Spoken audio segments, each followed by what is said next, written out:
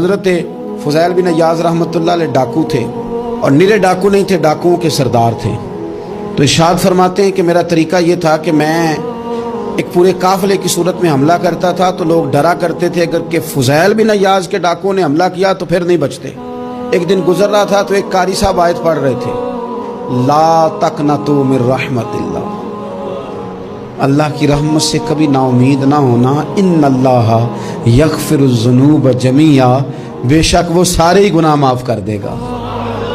آپ فرماتے ہیں میرے دل میں بات اثر کر گئی، ماننا ہے نا۔ اس نے نہیں ماننا، اس نے 6666 آیتوں کا ترجمہ پڑھ کے بھی توجہ نہیں کرنی۔ آپ ارادہ کریں نا، آپ اپنی دل کی زمین کو زرخیز بنائیں۔ فرماتے ہیں میں فوراً وہ آیت سنی تو میں رویا، اور میں وہ حافظ صاحب کے پاس چلا گیا، ان سے اجازت لی، ان کے کمرے میں داخل ہوا۔ میں نے کہا آپ نے ابھی آیت پڑھی ہے کہ اللہ سارے گناہ معاف کر دے گا؟ تو جس بندے نے کئی سال ڈاکے ڈالے ہوں، بیٹیاں روتی رہتی ہوں پر وہ مال لے کے آ گیا ہو، مائیں واسطے دیتی رہتی ہوں پر وہ لوٹ کے نکل آیا ہو، اب جی اگر وہ بندہ بھی سچے دل سے توبہ کرے تو اللہ معاف کر دیتا ہے۔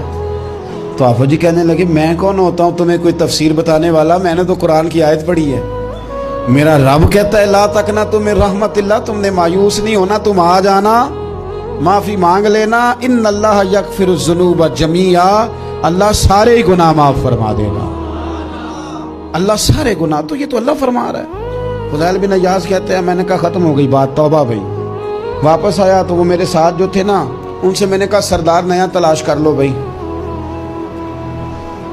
اب ارادے بدل گئے، پروگرام کچھ اور ہو گیا۔ اب تو لوگ ہمیں تانے دیں گے، اب تو لوگ باتیں کریں گے کہ اوتھے کی لین جانا ہے۔ فضیل بن عیاض کہنے لگے بس بھائی توبہ کرنی، اب تم کوئی اور سردار تلاش کر لو۔ اور اوپر سے نہیں کہا، توبہ کی تقریریں نہیں کی، دوسروں کو میسج نہیں بھیجے، اور لیکچر نہیں جھاڑے، رو کے کہا، درد سے کہا، دل سے کہا۔ تو وہ جو باقی کے تھے نا، ان پر سردار کی بات کا اثر ہوا، کہنے لگے سردار ہم نے سردار نیا نہیں ڈھونڈنا، اگر چوریاں مل کے کی ہیں تو اب تو اس طرح تو نہ کر، توبہ بھی مل کے ہی کریں گے، اب اللہ بھی مل کے ہی کریں گے، اب بس تو اگر ادھر جائے گا تو ہم بھی تو جائیں گے نا۔ اللہ اکبر۔ فضیل بن عیاض کہتے ہیں ظاہر ہے مال لوٹا کرتے تھے، میں نے مسئلہ پوچھا علماء سے تو انہوں نے بتایا کہ یہ تو حقوق العباد کا مسئلہ ہے، جو لوٹا ہے وہ تو واپس کرنا ہی پڑے گا۔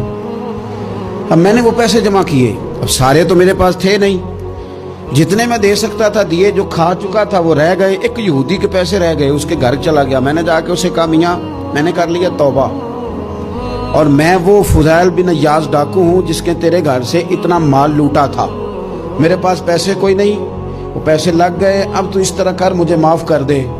وہ کہنے لگا نا جناب، یہ بھی کبھی کبھی ہوتا ہے، لوگ نا شرافت کو بزدلی سمجھ لیتے ہیں۔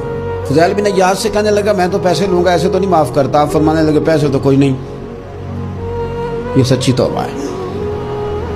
وہ کہنے لگا پھر اس طرح کرو، میری اونٹوں کو چارہ ڈالو، پیسے پورے ہوئے تو چلے جانا۔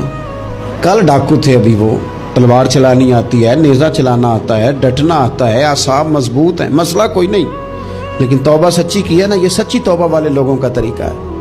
اس سے کہہ سکتے تھے کہ جا جتھو لب دینی لے لے، تجھے کہا معاف کر دے، تو تیار ہی نہیں ماننے کو۔ حضرت فضیل بن عیاض کہنے لگے اگر اونٹوں کو چارہ ڈالنے سے تو معافی دیتا ہے نا، تو میں تیرے اونٹوں کو چارہ ڈالنے کو بھی تیار ہوں، کیونکہ راضی اللہ کو کرنا ہے، اپنے ضمیر سے بوجھ اتارنا ہے، بندوں کے سامنے سرخرو نہیں ہونا، اللہ کے حضور ہونا ہے۔ توبہ کا مطلب ہے رب کوئی بارگاہ میں سرخرو ہونا، بندوں کے سامنے نہیں۔ حضرت فضیل بن عیاض سے کہنے لگے ڈالیں گے تیرے اونٹوں کو چارہ، کیوں نہیں ڈالنا؟ 2-4 دن چارہ ڈالا تو وہ یہودی ایک دن کہنے لگا کہ یہ نا ٹھیکریوں سے بڑی ہوئی تھیلی ہے، یہ تو ذرا اٹھا کے لا۔ حضرت فضیل بن عیاض نے اٹھا کے اسے دی، جب اس نے کھولی تو اشرفیوں کی بھری ہوئی تھی۔ تو آپ فرمانے لگے تو کہہ رہا تھا ٹھیکریاں اٹھا کے لا۔ کہنے لگا میں تورات بڑی پڑھتا ہوں، عالم ہوں، میں نے تورات میں پڑھا تھا کہ مسلمان جب سچی توبہ کر لیں گے نا تو رب ٹھیکریوں کو بھی سونا بنا دیا کرے گا، پھر یہ مٹی کے ڈھیلے اشرفیاں بنا کریں گے۔ تو میں نا تیری توبہ چیک کر رہا تھا، یہ اس میں میں نے روڑے بڑے ہوئے تھے، لیکن تو اٹھا کے لایا، تو تیری توبہ بھی سچی ہے اور تمہارا دین بھی سچا ہے، اب اس طرح کہا رہا معافی اس شرط پہ دوں گا کہ مجھے کلمہ پڑھا تاکہ میں بھی مسلمان ہوں.